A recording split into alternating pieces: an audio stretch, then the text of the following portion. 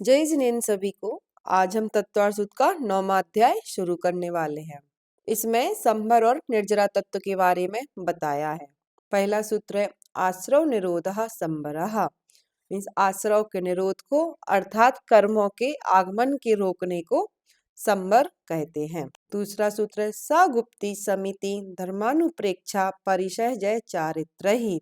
तो संभर किन उपायों से किया जाता है इस सूत्र में वो बताया है। वह संभर गुप्ती समिति धर्म अनुप्रेक्षा परिचय जय और चारित्र के द्वारा होता है। तो ये सब क्या है वो बताती हूँ।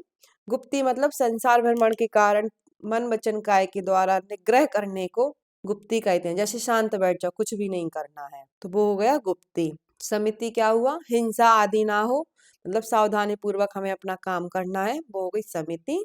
और धर्म क्या है, जो आत्मा के संसार के दुखों से बचाकर आत्मा के मोक्ष मार्ग में लगा दे, उसको धर्म कहते हैं। अनुप्रेक्षा शरीर आदि का बार बार चिंतन करने को, मतलब जो अपनी बारह भावनाएं होती हैं वही अनुप्रेक्षा होती हैं। परिचय मतलब क्या होता है, भूख आदि को शांत भाव से सहन करने को परिचय कहते हैं। और चारित्र कर्मों के आश्रव के कारण जिन शुभ और अशुभ कर्मों को रोकना वो चारित्र कहलाता है।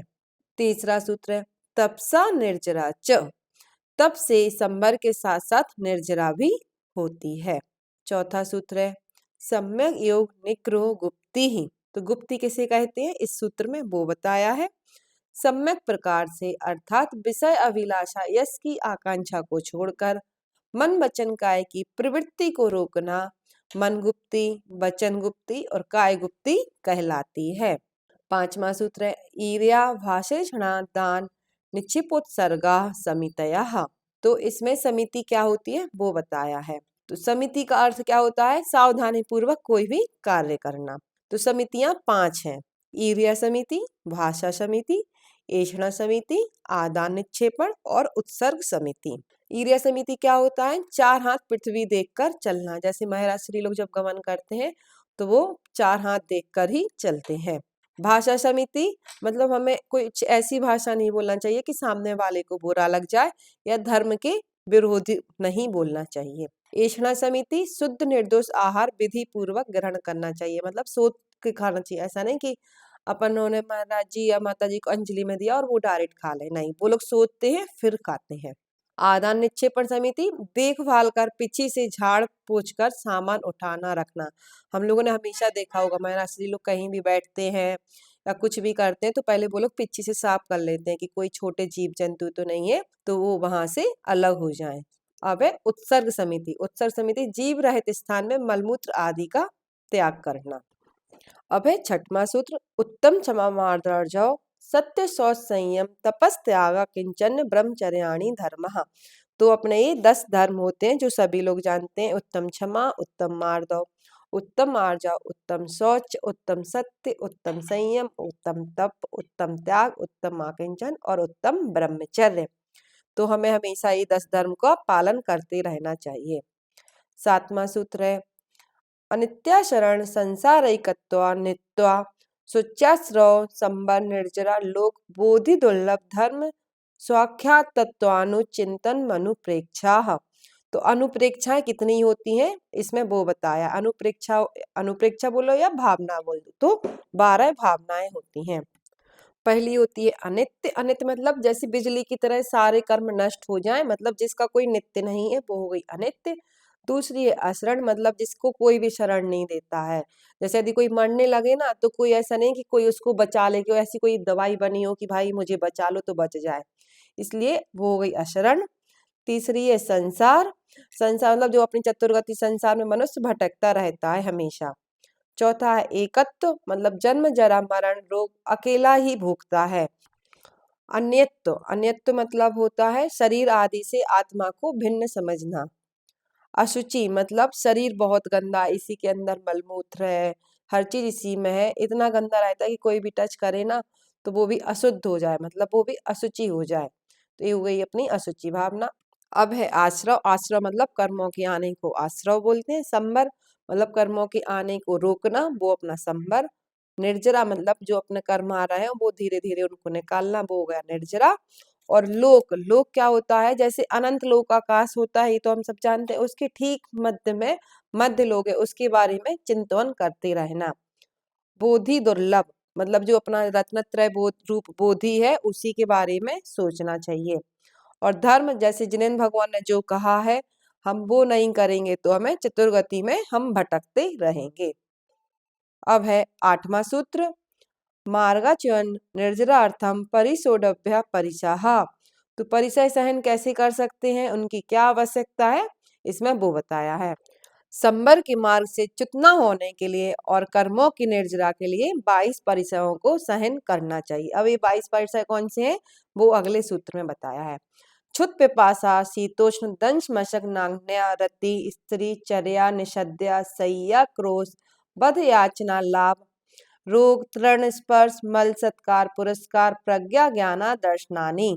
तो ये 22 परिसय होते हैं। क्षुधा, पिपासा, शीत, उष्ण, दंश मशक, नग्नता, अरति, स्त्री, चर्या, निषद्या, सय्या, आक्रोश, बध, याचना, अलाभ, रोग, तृण स्पर्श, मल, सत्कार, पुरस्कार, प्रज्ञा, अज्ञान और अदर्शन। तो ये 22 परिसय को मुनि जो शांत भाव से सहन करता है वह आश्रव का निरोध करके संबर को प्राप्त करता है। अब है 10वां सूत्र, सूक्ष्म संपराय छद्मस्त बीतरागयो चतुर्दश। तो कौन से गुणस्थान में कितने परिसय होते हैं वो बताया है। तो गुणस्थान होते हैं अपने 14। तो सूक्ष्म संपराय अर्थात 10वीं गुणस्थान, छद्मस्त बीतराग 12वें गुणस्थान में निम्न 14 परिसय होते हैं। तो 22 में से 14 कौन से होंगे वो बता रही हूँ। क्षुधा, तृषा, शीत, उष्ण, दंशमशक, चर्या, सय्या, वध, अलाप, रोग, तृण स्पर्श, मल, प्रज्ञा और अज्ञान। 11वां सूत्र है एकादश जिने। तो संयुक्त केवली नामक 13वें गुणस्थान में 11 परिचय होते हैं। जो ऊपर 14 बताए थे ना, तो 14 में से 11 होंगे और कौन से 3 नहीं होंगे, अलाप, प्रज्ञा और अज्ञान, ये 3 नहीं होंगे। वैसे तो भगवान परिचय जय होते हैं, उन्होंने हर चीज को जीत लिया है, लेकिन वेदनीय कर्म के कारण ना ये परिचय जाने जाते हैं। लेकिन मोहिनी कर्म नहीं है ऊपर, इसलिए वो वेदनीय कर्म अपना काम नहीं कर सकते। अब है 12वां सूत्र, बादर संपराय सर्वे। तो बादर संप्राय अर्थात स्थूल कसाय वाले 6वें 7वें गुणस्थानों में सभी परिसय या 20 परिसय और 8वें और 9वें गुणस्थान में अदर्शन परिसय के अतिरिक्त 21 परिसय होते हैं। 13वां सूत्र है ज्ञानावर्णी प्रज्ञा ज्ञाने। तो ज्ञानावर्णी कर्म के उदय से प्रज्ञा और अज्ञान परिसय होता है।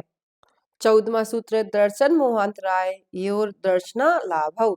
दर्शन मोहिनी और अंतराय कर्म के उदय से अदर्शन परिचय और अलाप परिचय होते हैं। 15वां सूत्र है चारित्र मोहे नाग्न्या रति स्त्री निसद्या क्रोश याचना सत्कार पुरस्कारा। तो चारित्र मोहिनी के उदय से 7 परिचय होते हैं, नाग्न्य, अरति, स्त्री, निषद्या, आक्रोश, याचना और सत्कार पुरस्कार। 16वां सूत्र है वेदनीय शेषाह। वेदनीय कर्म के उदय से शेष 11 परिचय होते हैं, जिनके नाम है क्षुधा, तृषा, शीत, उष्ण, दंशमशक, चर्या, सय्या, वध, रोग, तृण स्पर्श और मल। 17वां सूत्र है एकादयो भाज्या युग पदे कस्मिन नैकोन विंशते।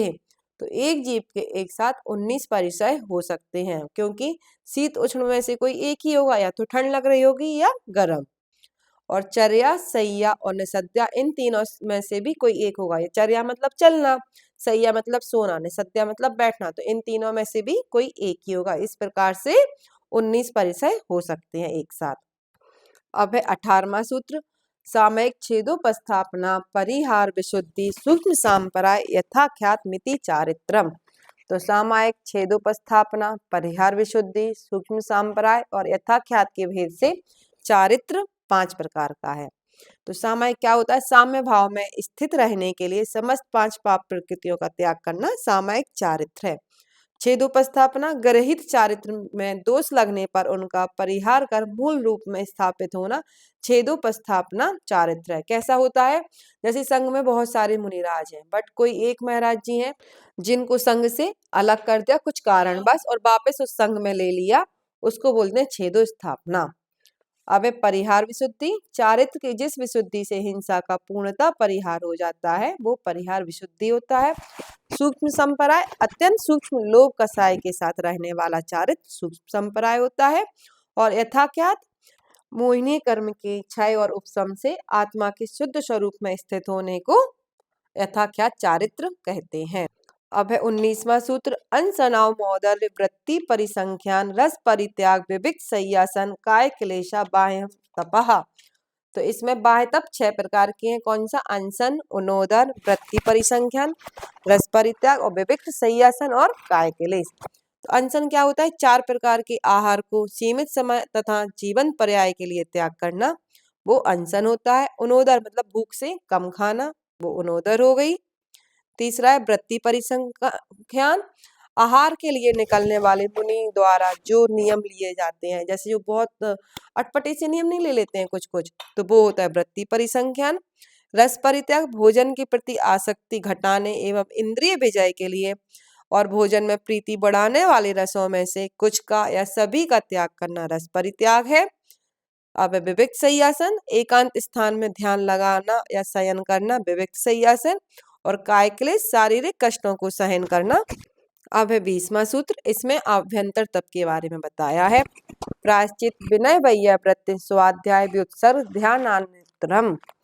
प्रायश्चित, विनय, वैयावृत्ति, स्वाध्याय, कायोत्सर्ग और ध्यान, तो ये 6 अभ्यंतर तप हैं। तो प्रायश्चित क्या होता है? किए गए अपराधों के शोधन को प्रायश्चित तप कहते हैं।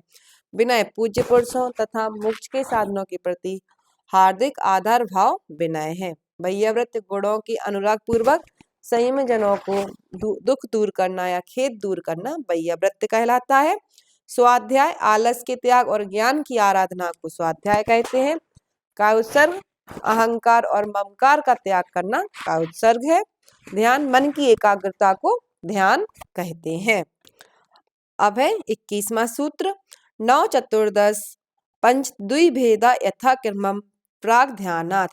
तो अभ्यंतर तप के और भी उपभेद हैं, इसमें वो बताया है। ध्यान से पहले के 5 भेदों के तथा प्रायश्चित, विनय, वैयाव्रत, स्वाध्याय, कायोत्सर्ग, इन सब के क्रमशः 9, 4, 10, 5 और 2 भेद हैं।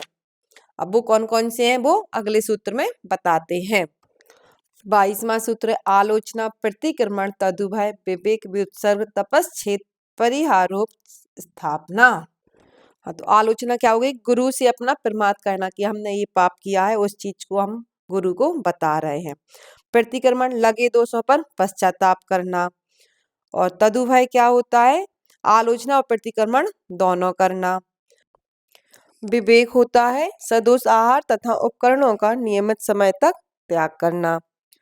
व्युत्सर्ग होता है कुछ समय के लिए कायोत्सर्ग करना। तप होता है उपवास आदि करना। छेद मतलब 1 दिन, 1 पक्ष या 1 महीना आदि का दीक्षा का भंग करना। परिहार, कुछ समय के लिए संघ से पृथक हो जाना। और उपस्थान, पुरानी संपूर्ण दीक्षा का छेद कर फिर से नवीन दीक्षा लेना, ये अपना उपस्थान होता है। ये सब प्रायश्चित ना संघ के आचार्य देते हैं। अब 23वां सूत्र है, ज्ञान दर्शन चारित्रोपचाराः। तो विनय के 4 भेद हैं। ज्ञान मतलब होता है आलस छोड़कर आदर पूर्वक योग काल में शास्त्र का पढ़ना। दर्शन होता है शंकादि रहित देव शास्त्र गुरु पर श्रद्धान करना। चारित्र होता है चारित्र को निर्दोष नीति से पालना। और उपचार, आचार आदि लोगों को देखकर खड़े हो जाना। ये सब विनय तप के भेद होते हैं। अब है आगे का सूत्र, आचार्योपाध्याय तपस्वी सैच ग्लान गण कुल संघ साधु मनोज्ञानाम। तो वैयाव्रत के इसमें भेद बताए हैं। तो आचार्य मतलब जो मुनि पंचाचार का पालन करते हैं और कराते हैं वो आचार्य होते हैं। उपाध्याय, जिनके पास मुनि अध्ययन करते हैं और कराते हैं वो हो गए उपाध्याय। तपस्वी मतलब जो तपस्या में रहते हैं। सैच मतलब शिक्षा लेने वाले साधु। ग्लान मतलब रोगी साधु की वैयावृत्ति करना। गण मतलब वृद्ध मुनियों के अनुसार चलने वाले साधु। कुल होते हैं दीक्षा देने वाले आचार्य के शिष्य। फिर होता है संघ, मुनि, आरिका, श्रावक, श्राविका, ये सब होता है संघ। साधु बहुत पुराने से जो दीक्षित हैं, बहुत पुराने जो साधु हो जाते हैं उनको बोलते हैं साधु। मनोज्ञ लोक में ख्याति प्राप्त साधु मनोज्ञ कहलाते हैं। अब है 25वां सूत्र, वाचना प्रचनानु पृच्छामनाय धर्मोपदेशा। तो स्वाध्याय के 5 भेद होते हैं। वाचना मतलब निर्दोष ग्रंथ पढ़ना चाहिए, वो होता है वाचना। प्रश्ना मतलब संशय को दूर करने के लिए, या स्मृति में कोई संशय है, डाउट है, उसको हमें पूछना, वो प्रश्ना होती है। अनुप्रेक्षा जाने हुए पदार्थ का बार बार चिंतन करना, वो अनुप्रेक्षा। आमनाय निर्दोष उच्चारण करते हुए स्वाध्याय करना, और धर्म उपदेश धर्म का उपदेश देना। ये सब स्वाध्याय तप के भेद होते हैं। 26वां सूत्र है वायाभ्यंतरो पद्यो। इसमें व्युत्सर्ग के भेद बताए हैं। तो व्युत्सर्ग के 2 भेद होते हैं, बाह्य और अभ्यंतर। तो बाह्य भेद क्या होता है, जो दिखाई दे रहा है बट हमें उससे कोई मतलब नहीं है, वो हो गया बाह्य भेद। और अभ्यंतर जो हमारे अंतर क्रोध मान माया ये जो सारी कसाएं हैं उन सब का त्याग करना अभ्यंतर तप कहलाता है। व्युत्सर्ग क्या होता है, जो त्याग हो रहा है उसको व्युत्सर्ग कहते हैं। मम आराध्य परम पूज्य मुनि श्री पूज्य सागर जी महाराज जी की जय।